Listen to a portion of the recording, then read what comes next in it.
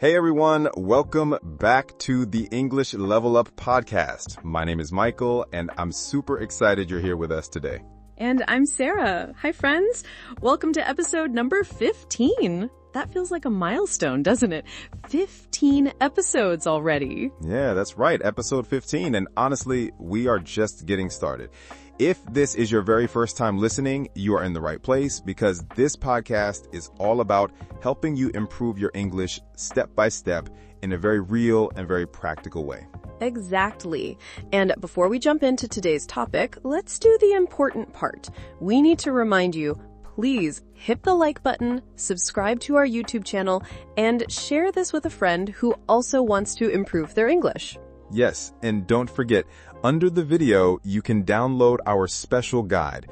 This document will give you all the basics you need to start speaking English fast. Plus, it will help you make an unbeatable study plan. Seriously, it's like having a personal roadmap for your English journey.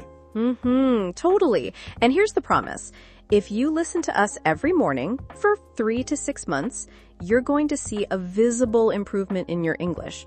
Like, you'll actually feel more confident when speaking and your pronunciation will sound way better. Right. Just imagine 6 months from now, you're introducing yourself at work or meeting someone while traveling, and they're like, wait, are you a native speaker? That's a dream, isn't it? It really is. And that's what today's episode is all about. Because today's theme is Master English Pronunciation. Sound like a native speaker in 2025. Yes, and we chose this theme because pronunciation is one of those things that can totally change how people see you when you speak English. You could have great grammar, amazing vocabulary, but if your pronunciation is confusing, people may not understand you. Exactly. But if your pronunciation is clear, if you sound confident, even if your grammar isn't perfect, people will understand you, they'll respect you, and they'll want to keep talking with you. So, today we'll share tips, techniques, some funny stories, and also little challenges you can practice at home.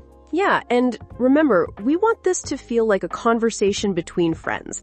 So grab a coffee, relax, and imagine you're sitting right here with us. All right, let's dive into episode 15, Master English Pronunciation, Sound like a Native Speaker in 2025. Okay, Sarah, let me start with a question. When you hear someone speaking English with strong, clear pronunciation, what do you notice first? Good question. Honestly, I notice the rhythm. You know, like, English has this natural music to it. Up and down. Stress on some words, softer on others. If someone speaks with flat intonation, it feels robotic. Yes, rhythm is so important. And it's funny because a lot of learners focus only on individual sounds, like, am I saying the TH correctly? But they forget that pronunciation is also about flow and melody. Exactly. And here's the cool part. When you start focusing on rhythm, you actually feel more natural because English speakers don't stress every word equally. We have strong beats and weak beats, almost like a song. Right. For example, listen to this. I want to go to the store. Now, if I say every word with equal stress, it sounds strange. I want to go to the store. That's robotic. Yeah, it sounds like a robot teacher. But if you say it naturally, it's more like, I want to go to the store.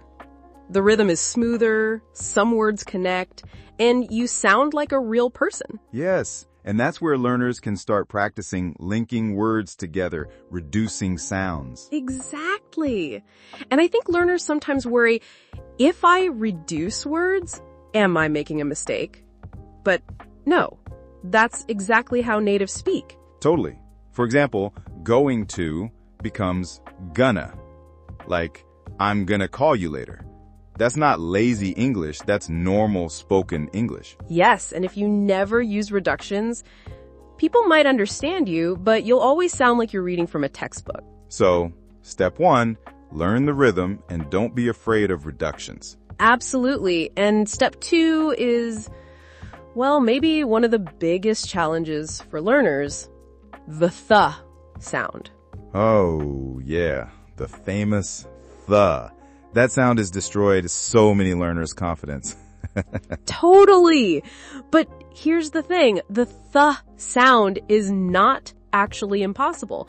You just need to remember one simple trick. Your tongue goes between your teeth. Yes, like when you say think or this. If your tongue stays behind your teeth, it becomes sink or dis, and people might get confused. Exactly. And I always tell my students, practice slowly. Even exaggerate it. Think. This. It feels silly, but it works. Yeah, like a workout for your tongue. Totally. Your tongue needs training too. Okay, so rhythm, reductions, and th sounds, but let's talk about confidence. Because honestly, I think half of pronunciation is not just the mouth, it's the mind. Oh, yes. If you're too shy, if you're scared to sound funny, you'll never improve. You need to exaggerate, you need to play with sounds, even make mistakes. Right. Like when kids learn to speak, they don't care if they sound funny. They just repeat, copy, and try. Exactly. And sometimes I tell learners, pretend you're an actor. Like, act like an American or act like a British person. Pretend you're in a movie. Yes, that's such a good trick. Because when you act, you give yourself permission to sound different. Totally. And it's also fun. You can pick your favorite actor, watch a clip, and copy them line by line. Like shadowing. Yes, shadowing. That's a powerful method. You listen, pause, repeat, copy exactly the tone and rhythm. And here's the key. Don't just copy the words, copy the music. Exactly. Because language is music. I remember when I was learning Spanish, I used to copy a Spanish comedian. I didn't even understand every word, but I copied his tone, and it helped me sound way more natural. That's a great example. And it works with English too. Okay, here's another tip. Record yourself. Yes, that's so powerful, even though most people hate hearing their own voice. Yes, it feels so weird, but when you listen, you can actually notice mistakes you didn't realize. Exactly. And then you compare yourself to a native speaker and ask, where's the difference? That's when real progress happens. Absolutely. And speaking of differences, let's talk about accents. Oh, yes. The big question. Should I sound American or British? Yeah, I get that all the time. My answer is always, choose one you like, but don't stress too much. Yes, because the most important thing is clarity. Nobody cares if you sound 100% American or 100% British, as long as you're clear. Exactly. And honestly, accents are beautiful. They show your identity. Yes, so don't be ashamed of your accent. Just focus on being understood and confident. Exactly. All right, Sarah. So in part 1, we talked about rhythm, reductions, confidence, and even the famous TH sound. But I feel like we should also give our listeners some fun, practical exercises they can try today. Oh yes, because listening is nice, but practice is where the magic happens. Okay, here's one of my favorites, tongue twisters. Oh no, tongue twisters. They're so hard, even for native speakers. Exactly, and that's why they work. For example, she sells by the seashore. Try saying that 3 times fast. All right, let me try.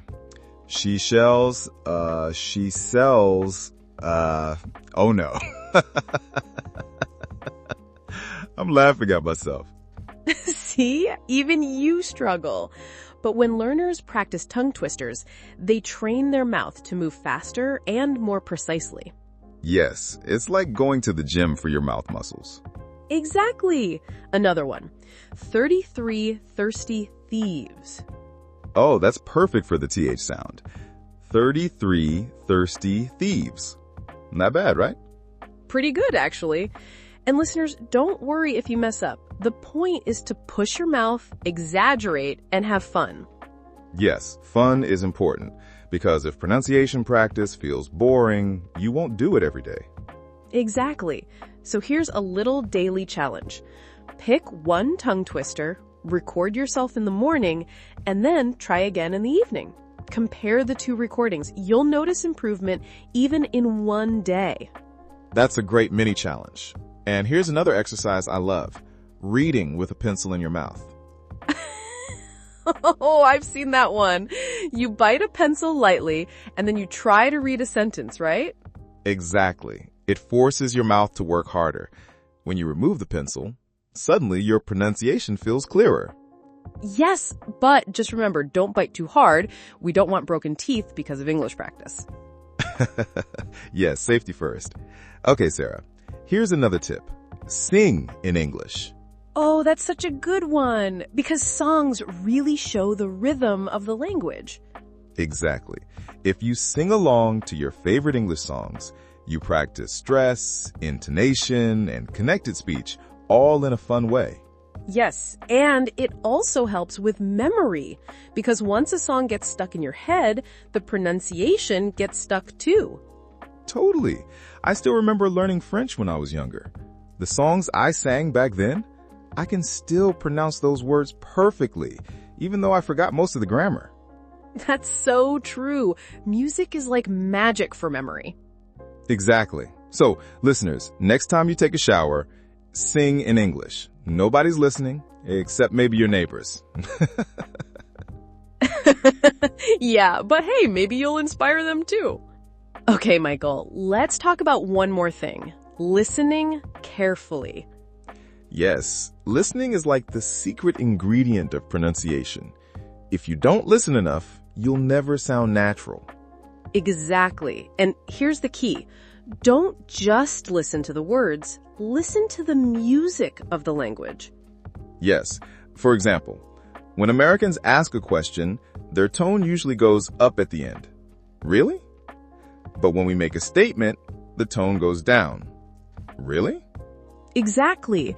And learners often miss that, but it's crucial for sounding natural. Yes. And here's a funny story. I had a student once who always used a rising tone, even for statements.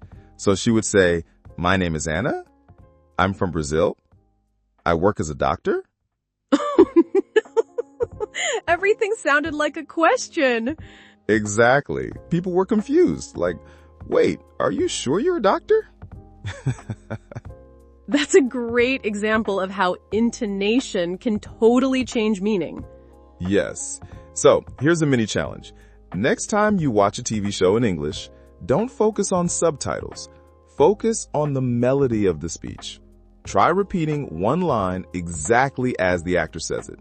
That's shadowing again, but with extra attention to tone. Exactly. And you know what? I think 2025 is the perfect year to improve pronunciation because technology is amazing now. Yes, we have AI tools, speech recognition, even apps that give you instant feedback on your pronunciation. Exactly. You can literally practice with your phone. Yes, but, and this is important, technology is just a tool. You still need consistency and motivation. Exactly. Nothing replaces daily practice. And that's why we always remind you, listen to this podcast every morning, practice the exercises, and in 3 to 6 months, you'll notice a big difference. Yes, and don't give up when you feel stuck. Everyone has bad days, but consistency is more powerful than perfection. Well said. Okay, Sarah, before we finish, I think we should transition to the last part. Yes, good idea. So, listeners, before we finish, let's review some useful vocabulary we used today. All right, let's pick about 10 or 12 words and expressions from today's conversation. Perfect. I'll start with the first one. Rhythm. Rhythm is the natural beat or pattern of speech. Example, English has a rhythm like music with stressed and unstressed words. Yes, and without rhythm, speech sounds robotic. Okay, next, reduction. A reduction is when we make words shorter in natural speech. Example, going to reduces to gonna in casual English. Good one. Next word, intonation. Intonation is the rise and fall of the voice. Example, in English, questions often have rising intonation. Perfect. Number 4, shadowing. Shadowing is a technique where you listen to a native speaker and copy exactly what they say, including rhythm and tone. Example, I shadowed a movie scene to practice sounding natural. Nice. Number 5, tongue twister.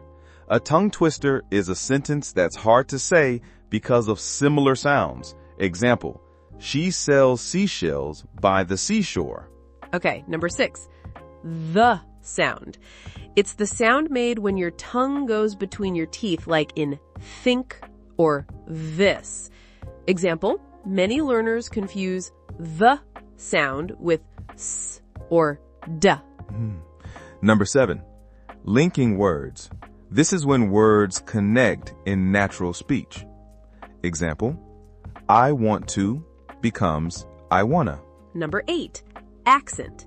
Your accent is the way you pronounce words, often influenced by your first language. Example, she has a French accent when speaking English. Great. Number 9, clarity. Clarity means how easy it is for others to understand you. Example, even with an accent, you can speak with clarity. And number 10, consistency. Consistency means practicing regularly without giving up. Example, if you practice pronunciation with consistency, you will improve. All right. Number 11, intonation pattern.